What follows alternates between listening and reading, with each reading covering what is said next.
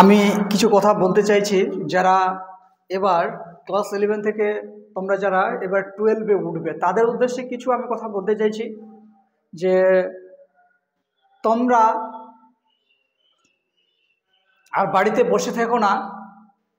কারণ তোমাদের সবারই হয়তো এক্সাম শেষ হয়ে গেছে, কারো হয়তো দেখা গেল প্র্যাকটিক্যাল আছে, সেই তার জন্য হয়তো পরে হবে।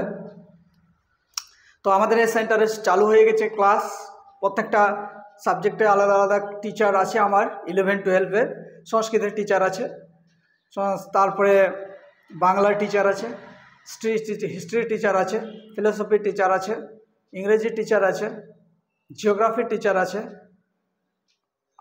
আমরা তোমাদেরকে সতর্ক করে দেওয়ার জন্য আমি এই ভিডিওটা বানাচ্ছি যে এর আগের বছরের যে নিয়ম ছিল, সিস্টেম ছিল, সেটা কি বছরে একবার শেষে পরীক্ষা হতো।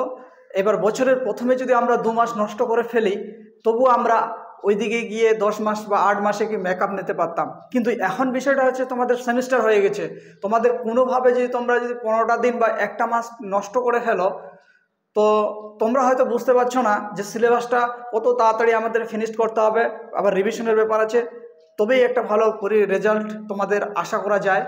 তাছাড়া তোমাদের সিলেবাস কমপ্লিট হবে, কিন্তু তোমরা পরীক্ষার খাতায় গিয়ে তোমরা ঠিক লিখতে পারবে না, বলতে পারবে না। তো এই চিন্তা থেকে বেরিয়ে আসার জন্য আমরা তোমাদেরকে সতর্ক করে দিতে চাইছি যে তোমরা আগে থেকেই সতর্ক হও। পরীক্ষার আগে গিয়ে আগের দিন বা 2-4 দিন গিয়ে টেনশন করে কোনো লাভ নেই।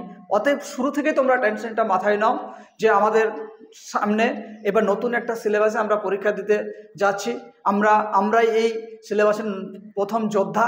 তো সেক্ষেত্রে আমাদেরকে প্রথম থেকে আমাদের সতর্ক থাকতে হবে যে এই যে 2টো পরীক্ষা আমাদের হবে, এই 2টো পরীক্ষায় 2টো সেমিস্টারে বাইরে স্কুলে হবে। অতএব তোমরা কিন্তু ক্লাসটাকে ভালো করে চালাও, আসো ক্লাসে সুন্দরভাবে। যারা নতুন আসার কথা আছে, তোমাদের আবার পুরনো আমাদের তো আছে, ওরা তো আসবে, তোমরাও আসো, এসে সুন্দরভাবে ক্লাসটাকে চালাও। দেরি কিন্তু করবে না, দেরি করলে তোমারই ক্ষতি। আর তোমরা তো আর বুঝতে পারছো না যে তোমাদের কতটা ক্ষতি।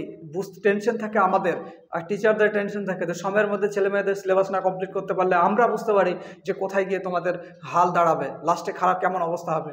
যার জন্য এই ভিডিওর মাধ্যমে তোমাদের আমি জানিয়ে দিতে চাইছি, তোমরা কোনো দিনে কোনো সময়ের জন্য লেজি করবে না, তাড়াতাড়ি এবার ছুটার চেষ্টা করবে। তারপরে তোমাদের যেটা আমি বলতে চাইছি যে তোমাদের প্রথম সেমিস্টার হবে অবজেক্টিভ টাইপের, আর দ্বিতীয় সেমিস্টার হবে আমাদের এমসিকিউ, এসএকিউ অ্যান্ড বিটিকিউ। এই 3টা ধাপে কোশ্চেন তোমাদের হবে ক্লাস 11-এ ইংরেজি সিলেবাসে। আর তোমাদের যেটা আমি বলতে চাইছি, তোমাদের জন্য সুখবর, যেটা যে বোর্ড থেকে বা মধ্যশিক্ষা পর্ষদ থেকে জানিয়ে দেওয়া হয়েছে সব স্কুলকে যে সবাই 11-এ পাস। অতএব তোমরা 11-এর রেজাল্ট নিয়ে টেনশন করবে না অযথা বাড়িতে, যে রেজাল্ট বেরোবে তবে পড়তে যাবে, এরকম করার কোনো বিষয় নেই। তোমরা পড়াটা স্টার্ট করো। তোমাদের টার্গেট এখন এবার হচ্ছে মিশন হচ্ছে কি তোমাদের 12টা তোমাদের যদি কোনোভাবে ভালো করতে পারো, তাহলে অবভিয়াসলি তোমাদের একটা ভালো জায়গা তৈরি হয়ে যাবে।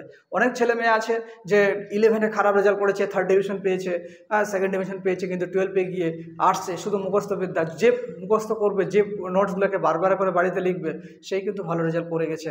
এবং দেখে এসেছি এবং আমি দেখছি আমাদের বেঁচেও কিন্তু আমাদের ছেলে মেয়ে আছে অনেকেই যারা খারাপ রেজাল্ট করেছে মাধ্যমিকে, কিন্তু উচ্চ মাধ্যমিকে গিয়ে তুখার রেজাল্ট করেছে, বলা যায় না এত সুন্দর রেজাল্ট করে বেরিয়ে গেছে।